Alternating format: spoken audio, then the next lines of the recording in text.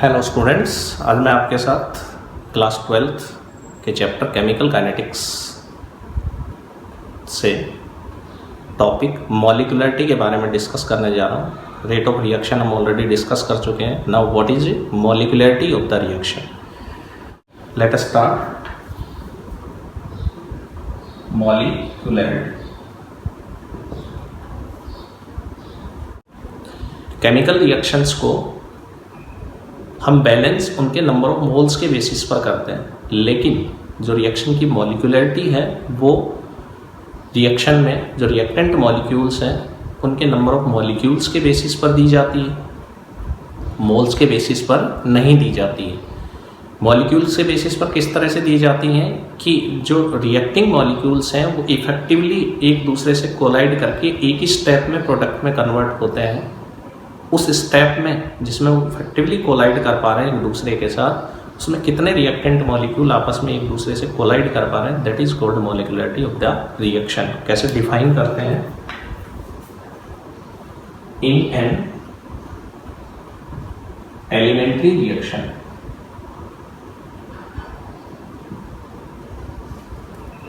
Elementary chemical reaction,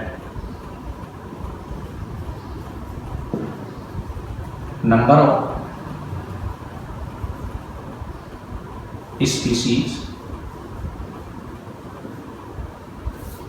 which simultaneously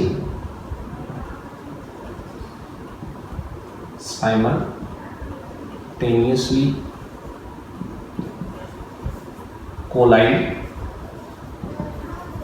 with each other to bring out effective chemical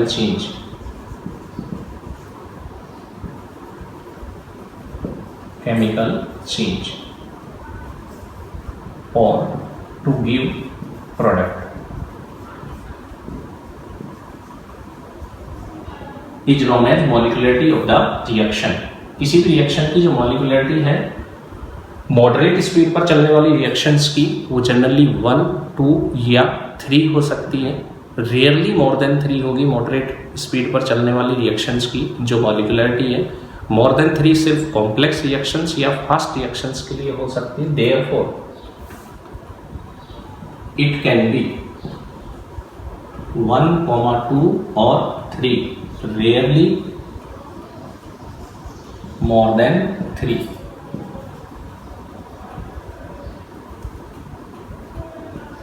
for moderate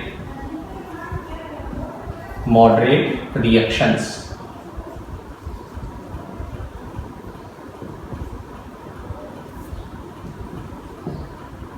it can be more than 3 for complex and very fast reactions।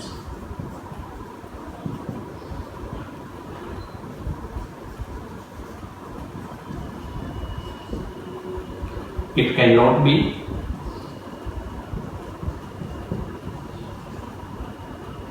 zero, fractional and negative। ये zero भी नहीं हो सकती, fractional भी नहीं हो सकती molecularity, और नेगेटिव भी नहीं हो सकती। जीरो क्यों नहीं सकती? क्योंकि किसी भी रिएक्शन में ऐसा तो हो नहीं सकता कि मॉलिक्यूल्स जीरो हो, कोई ना कोई मॉलिक्यूल रिएक्टेंट मॉलिक्यूल जरूर होगा। फ्रैक्शंस मॉलिक्यूल्स का हम रिएक्शंस में लेते नहीं है, नेगेटिव भी नहीं हो सकती। इट इज theoretical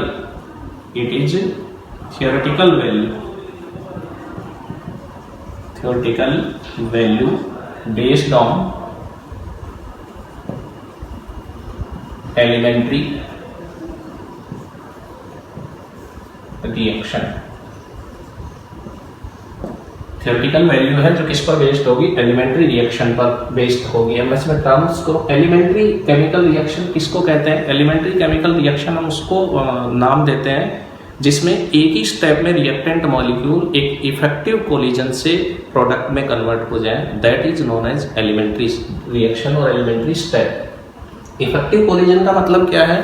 मान लिया दो रिएक्टेंट मॉलिक्यूल्स हैं, वो इस तरह से कोलाइड कर रहे हैं, लेकिन इस कोलिजन में वो प्रोडक्ट नहीं बना पा रहे हैं। This is called ineffective collision. You react कर रहे हैं और प्रोडक्ट नहीं बना पा रहे हैं, this is also called ineffective collision. दो रिएक्टेंट मॉलिक्यूल प्रॉपरली इस तरह से एक दूसरे से कोलाइड कर पा रहे हैं और उस स्टेप में वो किस में कन्वर्ट हो रहे हैं, प्रोडक्ट में कन्वर्ट हो रहे हैं, that is called effective collision. इसको हम क्या कहेंगे, इफेक्टिव कोलिजन। यानी जो कोलिजन रिएक्टेंट्स को प्रोडक्ट में कन्वर्ट कर दे उसको हम क्या कहते हैं, इफेक्टिव कोलिजन कहते हैं। और जिस स्टेप में ये कन्वर्जन हो रहा है that is called elementary step या एलिमेंट्री रिएक्शन। तो अब आपको क्लियर हो गया होगा कि एलिमेंट्री या इफेक्टिव किसको नाम दे रहे हैं। साइमल्टेनियस का मतलब क्या होता है, साइमल्टेनियस का मतलब होता है एक साथ एक प्रॉपर ओरिएंटेशन में टकराना, एक साथ एक प्रॉपर ओरिएंटेशन में कोलाइड करना क्या कहलाता है, साइमल्टेनियस कहलाता है। और बाकी जो है रिएक्शंस की मॉलिक्यूलरिटी 1 होने की पॉसिबिलिटी ज़्यादा होती है, 2 होने की पॉसिबिलिटी उससे कम हो जाती है और 3 होने की पॉसिबिलिटी तो रेयर हो जाती है। इसको हम अभी डिस्क्राइब करेंगे किस तरह से ऐसा होता है। For example we have 2a + 3b converted into product.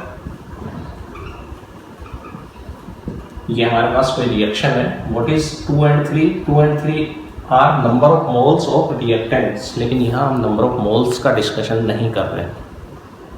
हम किसका डिस्कशन कर रहे हैं, मॉलिक्यूलरिटी का डिस्कशन कर रहे हैं। इस बात का डिस्कशन कर रहे हैं हम कि ए और बी के बीच में कोलिजन होती है और कोलिजन से सी बनता है। अब अगर ये ए और बी के बीच में होने वाली सभी कोलिजन्स कैसी हैं, इफेक्टिव कोलिजन्स हैं, तो हर स्टेप में क्या बनेगा, हर कोलिजन के बाद सी बनेगा। इसका मतलब रिएक्शन बहुत फास्ट होगी, तो किसकी कैटेगरी में चली जाएगी, वेरी फास्ट रिएक्शन की। हम बात कर रहे हैं मॉडरेट रिएक्शंस की। किसकी बात कर रहे हैं, मॉडरेट रेट रिएक्शंस की। मॉडरेट रेट रिएक्शंस में जो रिएक्टेंट मॉलिक्यूल्स हैं वो कंटिन्यूसली कोलाइड तो करते हैं, लेकिन वो सारी कोलिजन इफेक्टिव नहीं होती हैं। उनमें से फ्रैक्शंस ऑफ कोलिजन्स ही कैसी होती हैं, इफेक्टिव होती हैं, जो एक प्रॉपर ओरिएंटेशन में कोलाइड करके रिएक्टेंट मॉलिक्यूल को किस में कन्वर्ट कर दें, प्रोडक्ट में कन्वर्ट कर दें। वो कोलिजन्स बहुत कम होती हैं।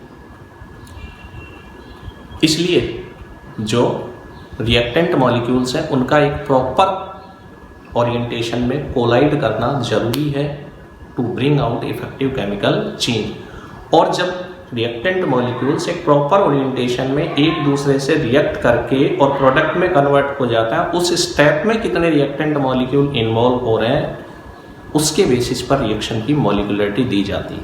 अब मैं 3 अलग अलग एग्जाम्पल लेकर के चल रहा हूं। मान लिया अपने पास molecules, number of molecules reactions के लिए कितने हैं, 1 molecule, 2 molecules and 3 molecules.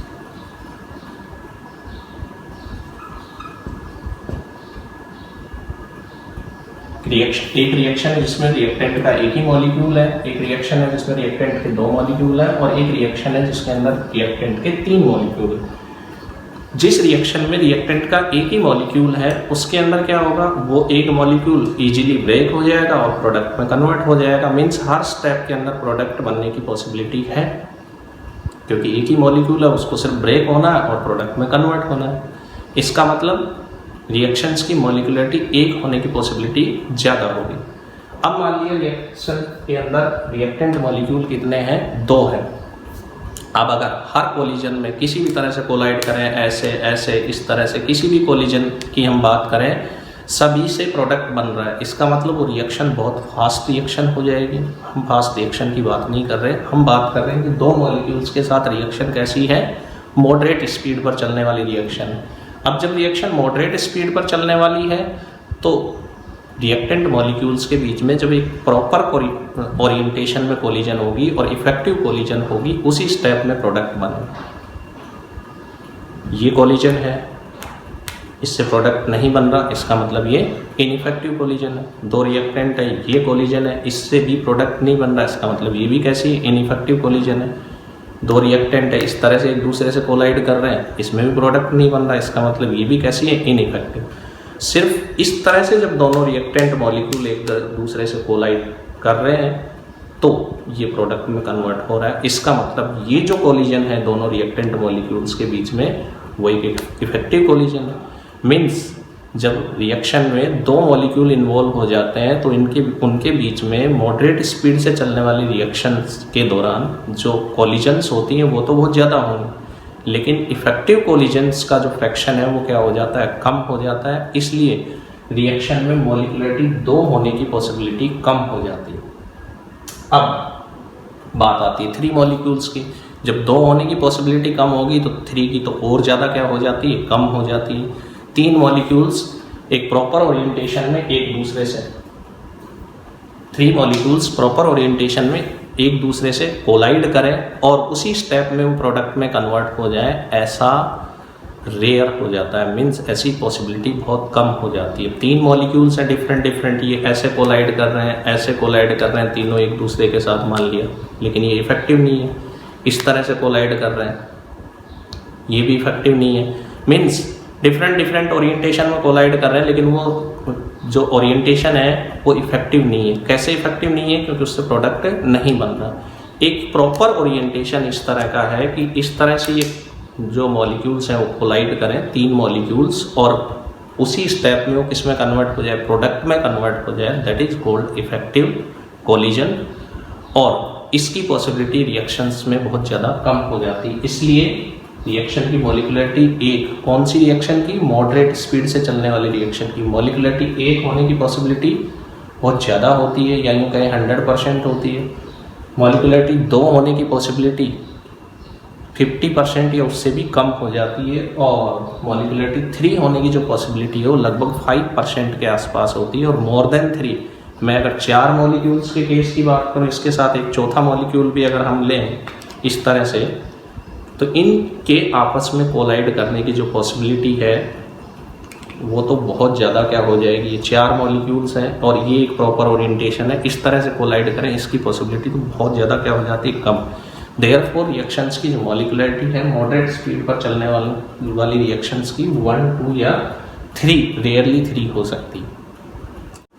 Now we have A converted into product and this is elementary reaction। अगर रिएक्शन एलिमेंट्री है तो इसकी मॉलिक्युलरिटी कितनी रहेगी, मॉलिक्युलरिटी 1 हो जाएगी।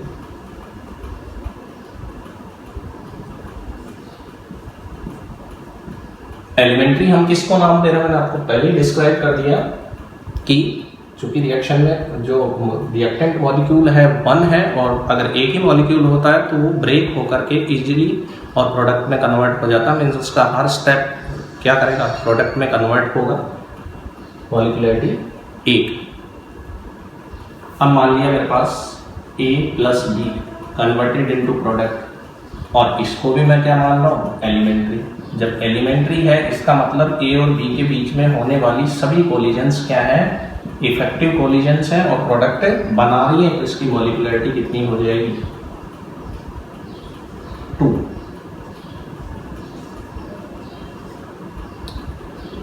A + 2B converted into product,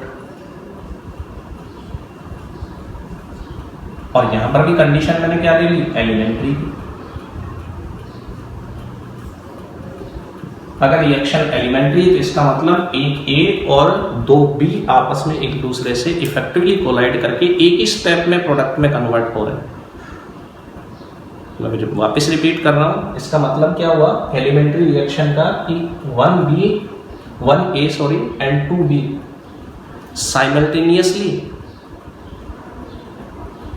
collide with each other to give product in 1 step in proper orientation. एक ही स्टेप में एक दूसरे से प्रॉपर ओरिएंटेशन में कोलाइड करके और किसमें कन्वर्ट हो रहे हैं, प्रोडक्ट में। इसलिए हम इसको किसका नाम दे रहे हैं, एलिमेंट्री का। अदरवाइज अभी हमने बात की थी कि 3 मॉलिक्युलरिटी होना रेयर हो जाता है, बट इसमें हम 3 क्यों कहेंगे, क्योंकि हम रिएक्शन को क्या दे रहे हैं, एलिमेंट्री है। और अगर रिएक्शन एलिमेंट्री है तो उसमें जितने नंबर ऑफ मोल्स दिख रहे हैं वही उसके अंदर क्या बन जाएगी, मॉलिक्युलरिटी। तो मॉलिक्युलरिटी कितनी हो जाएगी, 3 हो जाएगी इसकी। अब इसी एग्जाम्पल को मैं ये लेकर के चल रहा हूं कि रिएक्शन एलिमेंट्री नहीं। Now we have A plus 2B converted into product, but reaction is not elementary. Reaction जो है वो एलिमेंट्री नहीं। अब जब रिएक्शन एलिमेंट्री नहीं है, इट मीन्स ए और बी के बीच में जो कोलिजन्स हो रही हैं वो सभी कोलिजन्स इफेक्टिव नहीं है, सभी स्टेप में जो प्रोडक्ट है वो नहीं बन रहा है। तो ऐसी कंडीशन में हम क्या करेंगे, ऐसी कंडीशंस में हम रिएक्शन के मैकेनिज्म लेवल पर जाएंगे और मैकेनिज्म लेवल पर जाकर के और फिर मान लिया इसकी मैकेनिज्म इस तरह की है कि एक ए और एक बी आपस में रिएक्ट करके स्टेप 1 के अंदर क्या बना रहे हैं, प्रोडक्ट बना रहे हैं सी, और फिर स्टेप 2 के अंदर जो दूसरा बी है react with C to give product. Means जब रिएक्शन एलिमेंट्री नहीं है तो हमें ये समझ लेना है कि रिएक्शन एक स्टेप में नहीं हो रही है, और जब रिएक्शन एक स्टेप में नहीं हो रही है therefore it will proceed in multi steps. किसमें प्रोसीड होगी, मल्टी स्टेप्स में। उसके मैकेनिज्म लेवल पर जाएंगे, मैकेनिज्म लेवल पर जाकर के देखेंगे वो कितने स्टेप में प्रोसीड हो रही है। और एक और इम्पॉर्टेंट चीज़, मल्टी स्टेप्स रिएक्शंस के लिए हर स्टेप की जो मॉलिक्यूलरिटी है वो अलग दी जाती है, हर स्टेप की अपनी मॉलिक्यूलरिटी होती है, वो उसकी यूनिक मॉलिक्यूलरिटी कहलाएगी। और मल्टी स्टेप रिएक्शंस के अंदर हर स्टेप को क्या माना जाता है, एलिमेंट्री माना जाता है। मीन्स स्टेप 1 में ए और बी आपस में एक दूसरे से हर बार कोलिजन करेंगे और हर बार प्रोडक्ट में कन्वर्जन मीन्स सी में कन्वर्जन होगा। इसका मतलब ये अपने आप में एक एलिमेंट्री स्टेप है। इसी तरह से स्टेप 2 के अंदर बी और सी के बीच में जितनी भी कोलिजन्स होंगी उन सबको क्या माना जाएगा, इफेक्टिव कोलिजन माना जाएगा, और ये भी अपने आप में क्या होगा, एलिमेंट्री स्टेप होगा। मीन्स मल्टी स्टेप रिएक्शन में हर स्टेप कैसा होता है, यूनिक स्टेप होता है। एंड एलिमेंट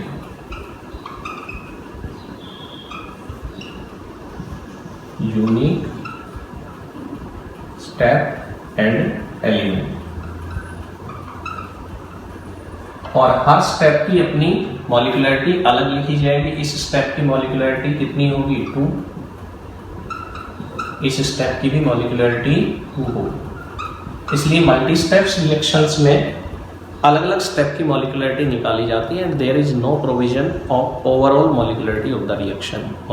रेट जो है वो ओवरऑल दी जाती है रिएक्शन की स्लोवेस्ट स्टेप के बेसिस पर, लेकिन मॉलिक्यूलरिटी ओवरऑल नहीं लिखी जाती। अब हर स्टेप की अपनी अलग मॉलिक्यूलरिटी होती है और हर स्टेप अपने आप में यूनिक होता है, एलिमेंट्री होता है। नेक्स्ट एक एग्जाम्पल और ले रहे हैं इसके लिए।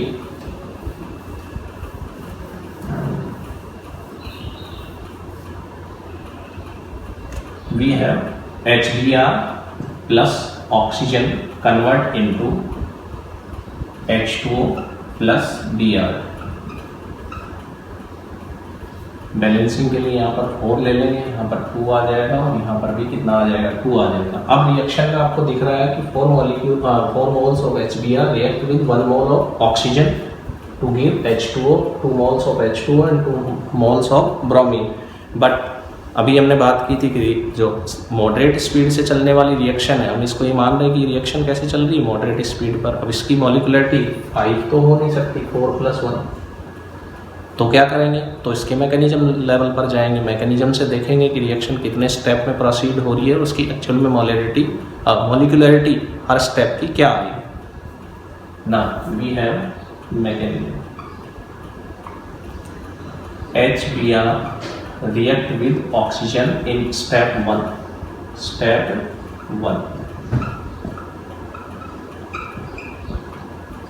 to give HOOBr। in step 2 HOOBr again react with another HBr to give HOBr। molecules of HOBr. Now in step third,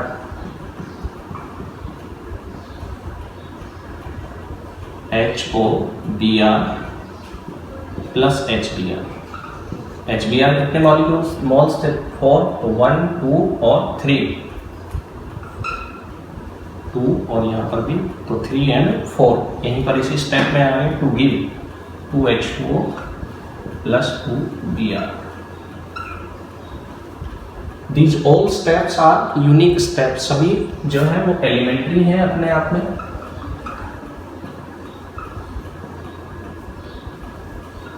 elementary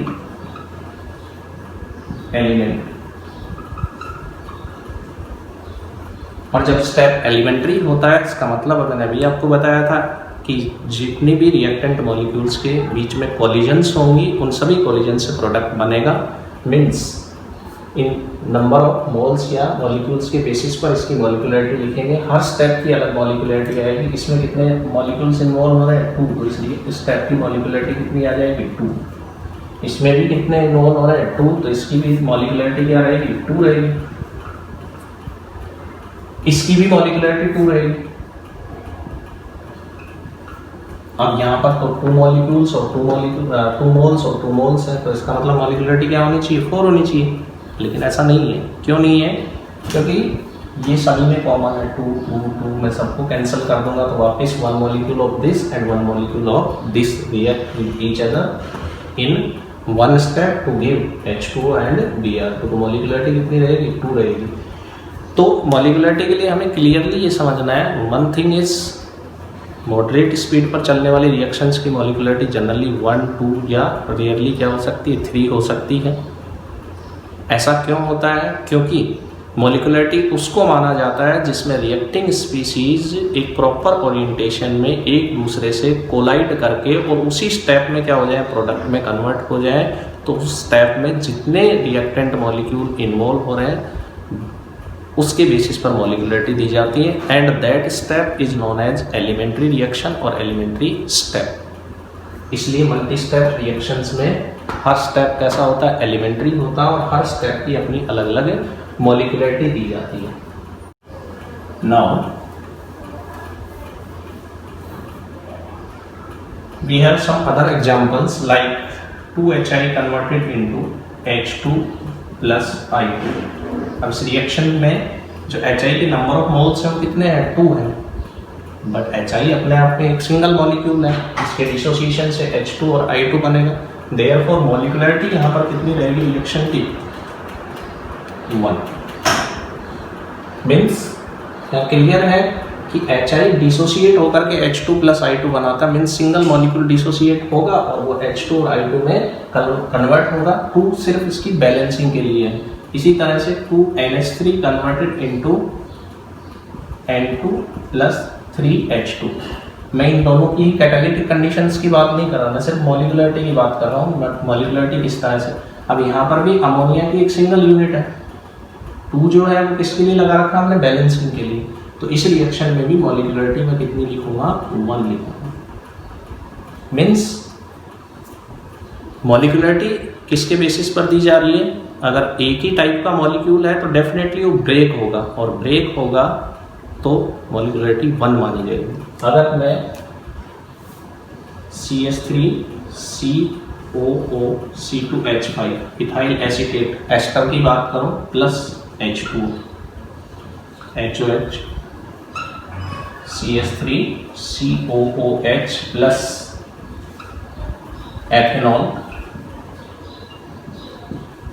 अब इस रिएक्शन में 2 मॉलिक्यूल्स इन्वॉल्व हो रहे हैं. मीन्स इस रिएक्शन की जो एलिमेंट्री स्टेप है या एलिमेंट्री रिएक्शन है इसकी, उसमें एस्टर का एक मॉलिक्यूल और H2 का एक मॉलिक्यूल एक प्रॉपर ओरिएंटेशन में जब ये एक दूसरे से कोलाइड करेंगे तो वो किस में कन्वर्ट होगा? एसिड और एल्कोहल में कन्वर्ट होगा. तो इसकी जो मॉलिक्यूलरिटी है वो कितनी देंगे हम? 2 देंगे.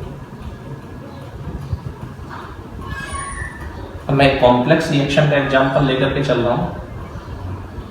We have KCN plus FeCN whole 6 FeCN whole 2. To give K4FeCN6। एक कॉम्प्लेक्स कंपाउंड है, इसमें PPT बन रहा है। इसमें कितने आयन्स इन्वॉल्व हो रहे हैं? 4 potassium ion, 6 cyanide ion and 1 Fe positive 2 ion, total 11 ion involve हो रहे हैं। But this reaction is very fast reaction, तो इसकी जो मॉलिक्यूलरिटी है वो इन सभी के बेसिस पर दी जाएगी। मीन्स जो कॉम्प्लेक्स रिएक्शंस हैं उनकी मॉलिक्यूलरिटी मोर देन 3 हो सकती है। उसमें जितनी स्पीसीज इन्वॉल्व होती हैं वो सभी के बीच में होने वाली कोलिजन्स क्या मानी जाती हैं? इफेक्टिव कोलिजन्स मानी जाती हैं, और हर कोलिजन से प्रोडक्ट बनता है। तो इस तरह से जो कॉम्प्लेक्स रिएक्शंस हैं उनके लिए हम मॉलिक्यूलरिटी की बात नहीं करते, हम सिर्फ इसके लिए बात कर रहे हैं जो एलिमेंट्री रिएक्शंस हैं और जो मॉडरेट स्पीड पर चलने वाली रिएक्शंस होती हैं, जो फास्ट नहीं होती, उसके लिए मॉलिक्यूलरिटी की बात की जाती है। Now difference between order and molecularity, दोनों की डेफिनेशन है, आपको काफ़ी डिफरेंसेस इसके अंदर पता चल जाएंगे। तो डिफरेंस की मैं यहाँ पर डिस्कशन नहीं कर रहा हूँ, थियोरेटिकल टॉपिक है, आप इजीली उसको लर्न कर सकते हैं। Thank you.